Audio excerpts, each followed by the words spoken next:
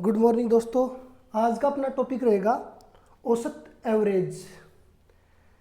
देखो, आपने schooling time से पढ़ रखा होगा एवरेज सम ऑफ ऑब्जर्वेशन बटे नंबर ऑफ ऑब्जर्वेशन, औसत राशियों का योग बटे राशियों की संख्या। ये फॉर्मूला है एवरेज का जो आपने पढ़ रखा है। ठीक है, अब देखो जैसे एग्जाम्पल ले लेते हैं। दो संख्याएं अपने पास 20 और 30। ठीक है, अब ऑब्जर्व ये औसत में क्या करते हैं, एवरेज में इनका राशियों का योग, पहले राशियों का योग करते हैं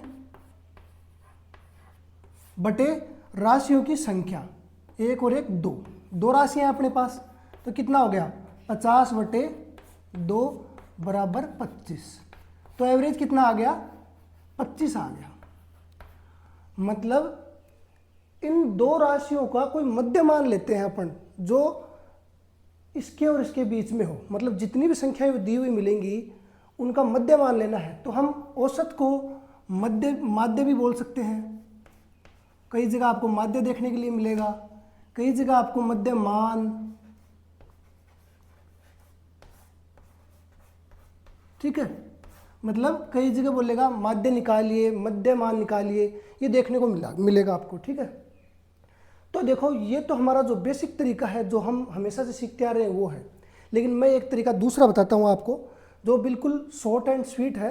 जैसे कई बार लॉन्ग क्वेश्चन होते हैं, टाइम बचाना हो आपको, तो उसके लिए वो तरीका लगाना है। जैसे देख लो 20 और 30 दो संख्याएं दे रखी हैं। ठीक है, दे रखी है, तो कॉमन सी बात है कि औसत होता क्या है। पहले तो ये सोचो कि औसत होता क्या है। हमने बहुत जगह पढ़ा है कि औसतन उसका इतनी आय है, औसतन इसका इतना माइलेज है, मतलब हर चीज़ को मिला करके हम एक औसत निकालते हैं, एक चीज़ जो उनका लगभग मध्यमान होता है वही निकालते हैं। तो ये देखो जैसे 20 और 30 का सीधा सीधा दिख रहा है कि मध्यमान क्या हो सकता है 25, यही है। लेकिन हम क्या करेंगे, देखो औसत निकालने के लिए कोई भी मान ले लो आप, जैसे औसत आप कुछ भी मान लो। ठीक है, मान लेते हैं 22 मान लिया मैंने, मान लिया है नहीं लेकिन मान लेते हैं 22, बिल्कुल देसी तरीका सीखना है। मैंने मान लिया 22। ठीक है, अब इनकी संख्याओं से कंपेयर करेंगे। देखो ये 22 है, यहाँ कितना कम है -2। 22 है, मैंने 22 मान लिया, लेकिन यहाँ कितना कम है -2। यहाँ कितना ज़्यादा है 22 से +8। तो ये देखो कितना हो गया 6 हो गया। दो संख्या है तो 2 का भाग दे दो, कितना आया 3, प्लस का 3 है, तो मतलब ये औसत जो भी मानना है उसमें 3 प्लस कर देंगे, मतलब हो गया 25। यही आपका औसत है। ठीक है, जितने भी आंकड़े दिए होंगे इस तरीके से निकालेंगे हम, सारे क्वेश्चन सोल्व हो जाएंगे। देखो मान लेते हैं एक बार संख्याएं 40, 35, 37 और 41, ये मान लिया मैंने। ठीक है, ये संख्याएं हैं और इनका मान लो औसत निकालना है अपने को। तो औसत कुछ भी मान लो आप, जो मर्जी हो आप मान लो, 35 मान लो, 36 मान लो, चलो मैं 36 मान लेता हूँ, चाहो तो 35 मान लो, 40 मान लो, कुछ भी मान लो, 40 मान लो, 40 ही मान लिया, मान लो। अब कंपेयर करते हैं 40 में 40 को देखेंगे तो ये तो 0 है, यहाँ तो अंतर 0 है, सेम ही संख्या है, इसको छोड़ दो या फिर 0 लिख लो। ये देखो 35 40 से कितना कम है -5 कम है, 5 ही कम है तो माइनस लगा देंगे। 40 से 37 कितना कम है -3 कम है, ये ले लो। 40 से ये कितना कम है 1 ज़्यादा है तो +1 हो गया। अब देखो 5 और 3 8, 8 में से निकालेंगे कितना बचेगा -7 बटे कितनी संख्याएं हैं 4 है। तो ये देखो भाग दे दो इसमें, 4 एकम 4 पॉइंट आएगा, 4 संते 28, 4 पंजे 20, 1.75, लेकिन ये माइनस का है। तो ये देखो ये संख्या इसमें से माइनस करना पड़ेगा आपको, 40 में से -1.75।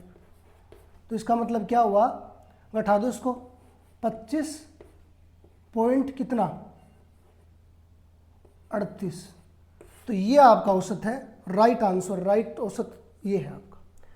तो हम औसत निकालेंगे तब देखो सीधा ऐसे ले सकते हैं ये जब लंबे खूब सारे डाटा दिए हुए हो, कैलकुलेशन कम करनी हो, तो ये शॉर्ट तरीका है, कुछ भी मान सकते हो आप। जैसे मान लो मैं यहाँ 35 मान लेता, आप कहोगे सर यहाँ पे 35 मानते तो क्या होता, 35 मान लेते मान लो, ठीक है।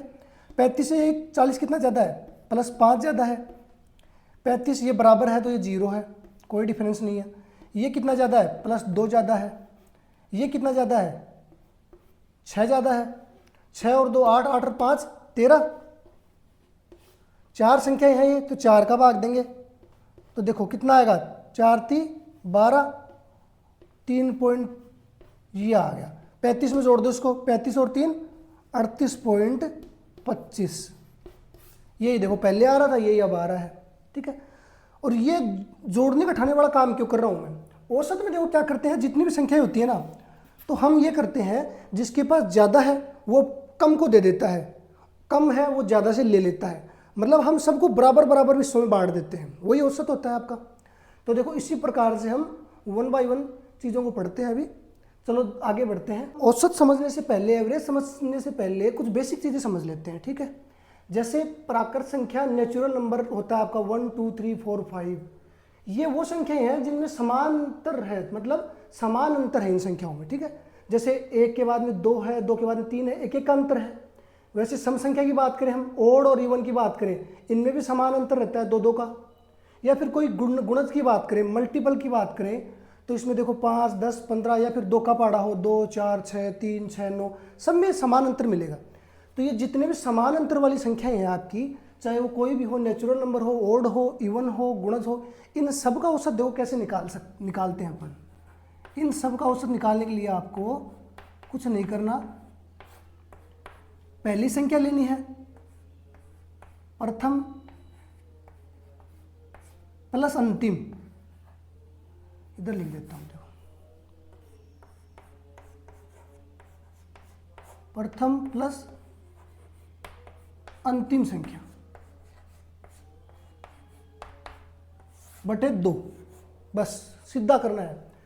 अगर आपको कहे कि 1 से लेके 15 तक प्राकृत संख्या दी हुई है, ठीक है, तो सीधा पहली लेनी है और लास्ट की लेनी है और 2 का भाग देना है, औसत निकल जाएगा। वैसे अगर आपको बोले कि सम संख्या दी हुई है, ठीक है, सम संख्या आपको 16 तक की सम संख्या दी हुई है, तो सीधा आप क्या करोगे, 2 + 16 और 2 का भाग दे दोगे।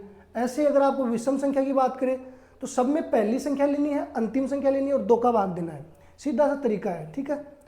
चलो अभी हम इस क्लास में थोड़ा जितना भी बेसिक है वो समझेंगे, और फिर उसके बाद में जितने भी इंपॉर्टेंट क्वेश्चन हैं जो प्रीवियस एग्जाम में आए हुए हैं या आने वाले हैं, वो सभी सोल्व करेंगे। अब देखो यहीं से हम जैसे एग्जाम्पल की बात करें, क्वेश्चन में मान लो एग्जाम्पल ले लेते हैं कि 1 से लेकर के 99 तक की संख्याओं, 99 तक की प्राकृत संख्याओं का औसत निकालिए। तो आप क्या करोगे, मैंने बताया आपको, प्रथम 1 प्लस अंतिम संख्या क्या है, 99 है, बटे 2, तो कितना आ गया, 99 और 100 बटे 2 50 आ गया औसत।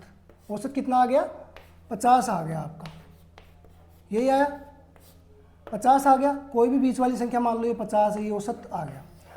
तो जब भी आपको बोले कि 1 से लेके 99 तक की प्राकृत संख्याओं की बात करें, तो हमें पता है प्राकृत संख्याओं में समान अंतर वाली संख्या है, तो पहली ले लेंगे, लास्ट की ले लेंगे, 2 का भाग देंगे। ऐसे अगर आपको बोले कि 2 से लेकर के 98 तक की सम संख्याओं का, ठीक है, 2 से लेकर के 98 तक की सम संख्याओं का औसत निकालिए, तो आप क्या करोगे, 2 + 98 बटे 2, सेम आएगा आपका आंसर, वही 50 आ गया।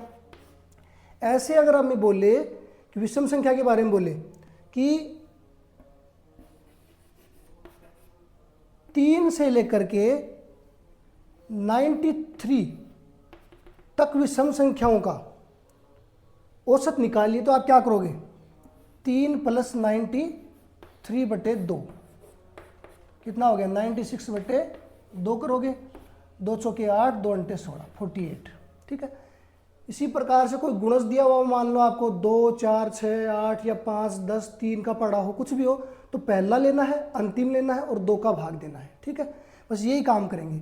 अब चलो इसी और आगे कुछ देखते हैं। ये देखो, ये आपको हमेशा याद रखना है, ये आया कैसे वो भी मैं बता दूंगा। प्रथम n सम संख्याओं का औसत हमेशा n + 1 होता है, ठीक है। जैसे एग्जाम्पल के तौर पे ले, प्रथम n सम संख्याओं का औसत, मान लो क्वेश्चन में आए कि प्रथम 5 सम संख्याओं का औसत क्या होगा, तो प्रथम 5 सम संख्याएं क्या हो सकती हैं, 2, 4, 6, 8 और 10। ये देखो आपकी प्रथम 5 सम संख्याएं हो गई। अब इनमें करते क्या है, औसत के लिए पहली और अंतिम संख्या लेते हैं। पहली कितनी है, 2, अंतिम कितनी है, 10, भाग कितने आ देते हैं, 2 का, 10 और 2 कितना आ गया, 12/2, तो ये कितना आ गया, 6 आ गया, 6 आ गया।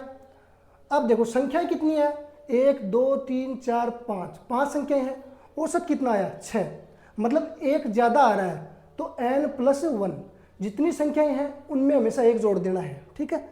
ये सीधा याद रखना है आपको। प्रथम n सम संख्याओं की बात करें, जैसे आपको बोल दे कि प्रथम 10 सम संख्याओं का औसत कितना होगा, तो प्रथम 10 सम संख्याओं का औसत की बात करें, पहली 2, 4, 6, 8, 10, 12, 14, 16, 18, कितनी हो गई, 1, 2, 3, 4, 5, 6, 7, 8, 9 और 10। यह है प्रथम 10 सम संख्याएं हैं आपकी। तो आपको क्या करना है, सीधा 10 + 1, औसत आ गया 11, सीधा, ठीक है। आया कहाँ से ये, 2 को और 20 को जोड़ेंगे, 2 + 20/2, 22 में 2 का भाग देंगे कितना आएगा, 11, यही यहाँ आ रहा है।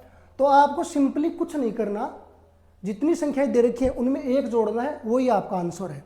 जैसे मैं कहूँगा आपको कि प्रथम 51 सम संख्याओं का औसत क्या होगा, तो क्या करेंगे आप, 51 में एक जोड़ देना, 52 ही आपका आंसर होगा, ठीक है। बस कुछ याद करने की जरूरत नहीं है, उनमें एक जोड़ना है। प्रथम सम संख्याएं जितनी भी हों, बोले कि प्रथम 15 सम संख्याओं का औसत क्या होगा, तो 15 + 1 16 हो जाएगा। प्रथम 18 सम संख्याओं का कितना होगा, तो 18 + 1 19 हो जाएगा, ठीक है। इसी प्रकार से अगर हम विषम संख्याओं की बात करें, तो प्रथम n विषम संख्याओं का औसत हमेशा आपको n ही रहेगा, मतलब जितनी संख्याएं हैं वही आपका आंसर रहेगा। जैसे बात करें हम प्रथम 5 विषम संख्याओं की बात करें, 1, 3, 5, 7 और 9, यही है। अब मैंने आपको बताया था कि क्या करना है, पहली और अंतिम को जोड़ना है, 1 + 9/2 कितना हो गया, 10 में 2 का भाग दें कितना आएगा, 5। संख्याएं कितनी है, 1, 2, 3, 4, 5, औसत भी कितना आया, 5, मतलब कोई परिवर्तन नहीं है, 5 संख्याएं हैं तो औसत 5 आएगा। विषम संख्याओं की बात कर रहा हूं मैं, ठीक है। विषम संख्याएं जितनी है उनका औसत वही आएगा। जैसे मैं बात करूं 50, प्रथम 50 विषम संख्याओं का औसत कितना होगा, तो 50 ही होगा, ठीक है। कुछ नहीं याद रखना आपको, सीधा ये रखना है कि विषम संख्याओं की बात करें, लेकिन प्रथम जरूर याद रखना, ऐसे नहीं कि बीच में से उठा के पूछे।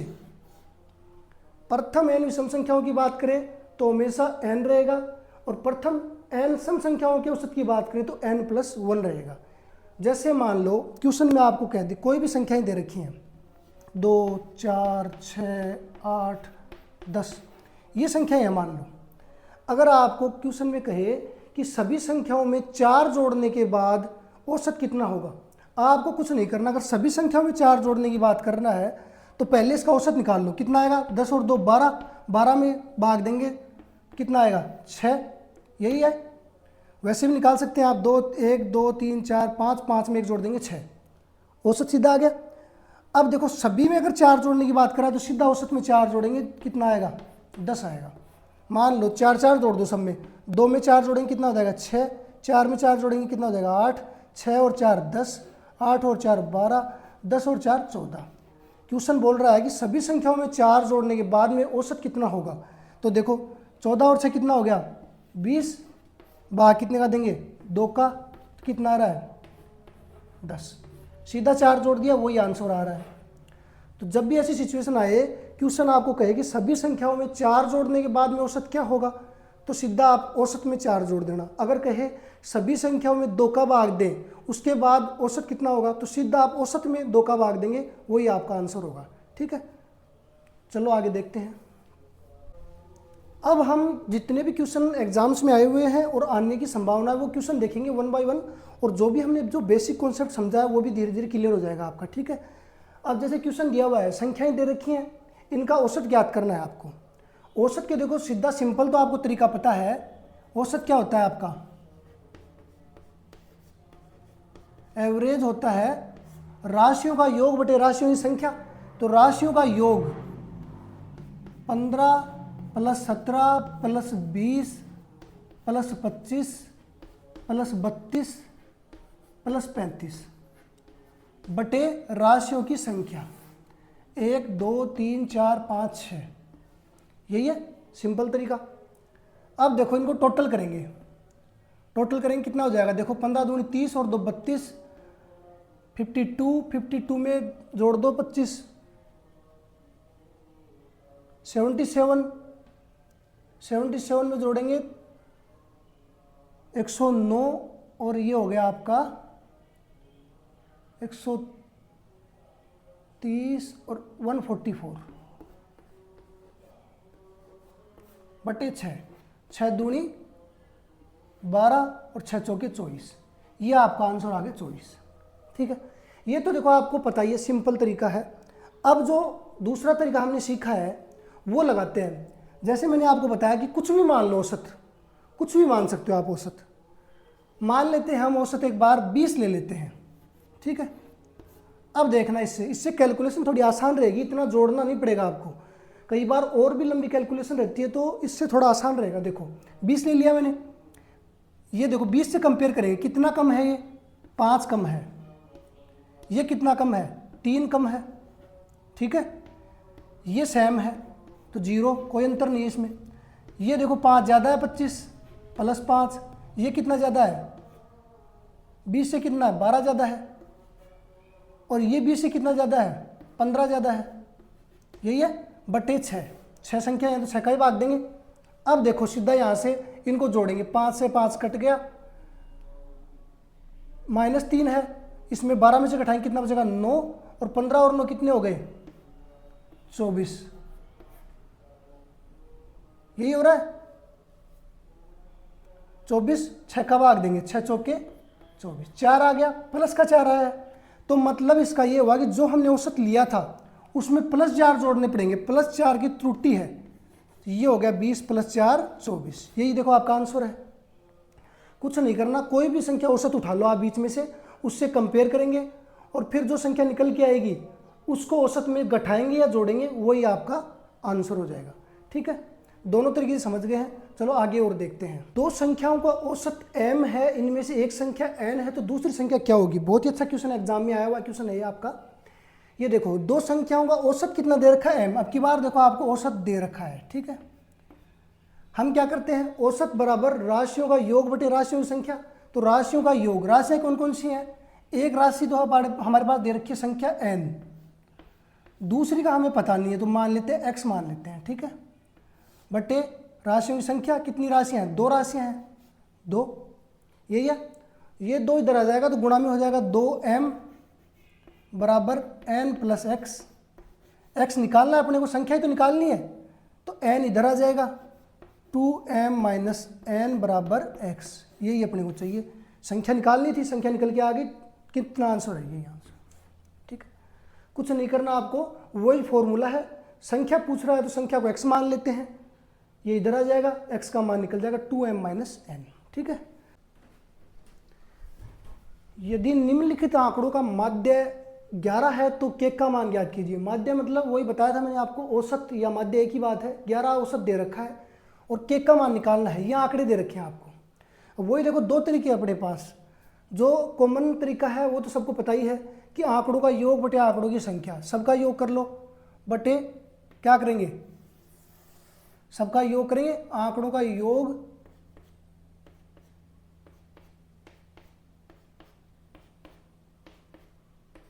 बटे आंकड़ों की संख्या। कितने हैं, 1 2 3 4 5 6 7 8 9 10, तो ये हो गया 10।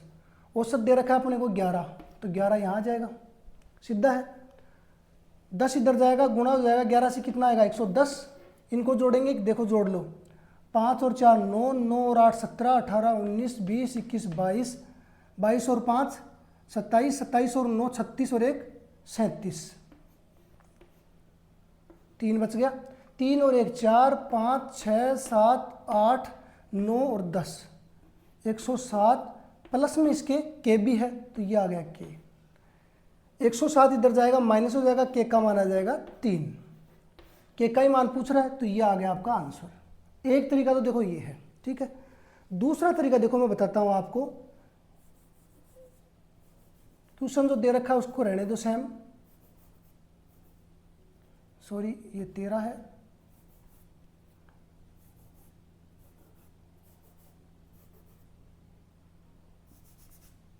ठीक है, अब ये क्वेश्चन दे रखा था आपको, यही दे रखा है। औसत भी हमें दे रखा है 11। हमेशा हम मानते थे लेकिन अब की बार दे रखा है 11, तो आपको कुछ नहीं करना है। 11 दे रखा है, कंपेयर करना है इसका। 11 को 11 से कंपेयर करूं तो 0 है, यहाँ तो कुछ दिक्कत नहीं है, 0 है। 11 को 19 से करूं कंपेयर तो देखो कितना ज़्यादा है, 19 प्लस 8 ज़्यादा है। ये कितना कम है, -6, 6 कम है। ये 1 कम है, के को छोड़ दो अभी। 13 कितना कम है, ज़्यादा है, +2 ज़्यादा है। 12 + 1 ज़्यादा है 11 से। 11 से 8 कितना कम है, -3 कम है। 11 से 15 कितना है, 4 ज़्यादा है। और 14 कितना ज़्यादा है, 3 ज़्यादा है। यही है। अब देखो जो कट रहा है उसको काट दो। 3 को मैं 3 से काट सकता हूँ, 1 को 1 से काट दो, ठीक है। 4 और 2 6, प्लस के 6 माइनस के 6 से कट गए। बचा कितना, प्लस का 8 बचा, प्लस का 8 बचा, ठीक है। यहाँ पे क्या है, के है, प्लस के। औसत कितना दे रखा है, 11। 8 इधर जाएगा, के का मान आ जाएगा 3। एक तरीका ये है सेम, दोनों तरीके से देख सकते हैं अपन, ठीक है। जो आपको सही लगे वही तरीका लगाना है एग्जाम में। जितना जल्दी हो सकता है, जिस तरीके से लगे कि आपको मैं इससे फास्ट कर लूँगा, वही तरीका आपको लगाना है, ठीक है। चलो आगे बढ़ते हैं। यदि A B C D E 5 क्रमागत विषम संख्या है तो इनका औसत क्या होगा। अब मैंने आपको थोड़ी देर पहले बताया था कि विषम संख्याएं हैं तो औसत क्या करना है, पहली और अंतिम संख्या को जोड़ना है, a + e/2। ये हो गया अपना औसत। आंसर देखो हो रहा है कोई मैच, तो इनमें से कोई नहीं है, ठीक है। आंसर में कुछ नहीं है, ये दे नहीं रखा। औसत आएगा आपका a + e/2। सिंपल है, कुछ नहीं करना। जब भी सम हो, विषम हो, कोई गुणज हो, प्राकृतिक संख्या हो, तो कुछ नहीं करना। मतलब पहली संख्या और अंतिम संख्या को जोड़ के 2 का भाग देना है, वो ये आपका औसत होगा, ठीक। पहली 10 विषम प्राकृत संख्याओं का माध्य ज्ञात कीजिए। थोड़ी देर पहले मैंने बताया था आपको कि पहली n विषम प्राकृत संख्याओं का माध्य कितना होता है, औसत या माध्य की बात है, n ही होता है।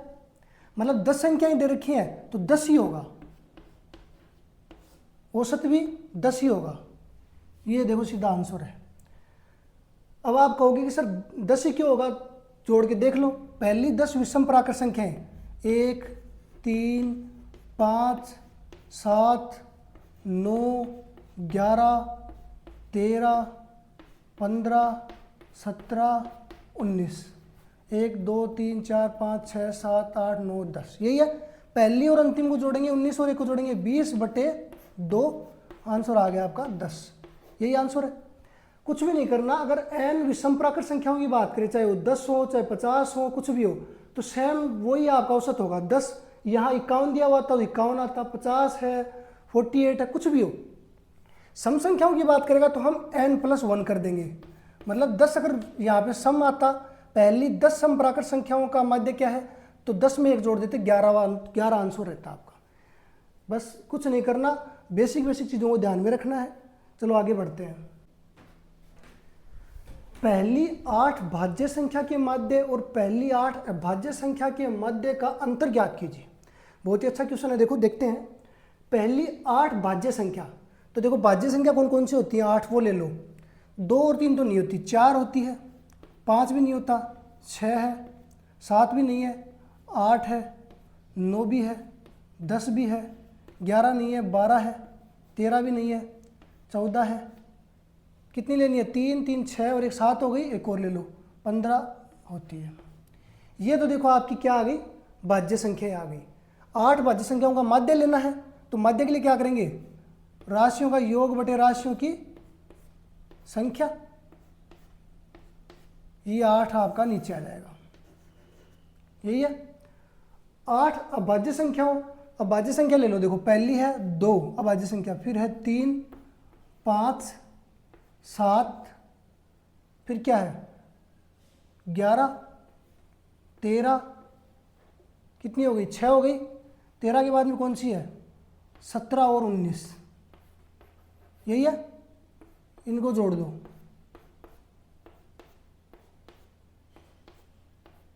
बट्टे 8। यही बोल रहा है क्वेश्चन, पहली 8 भाज्य संख्याओं का माध्य लेना है और 8 भाज्य संख्याओं का माध्य लेना है और उनका अंतर ज्ञात करना है, मतलब माइनस अंतर।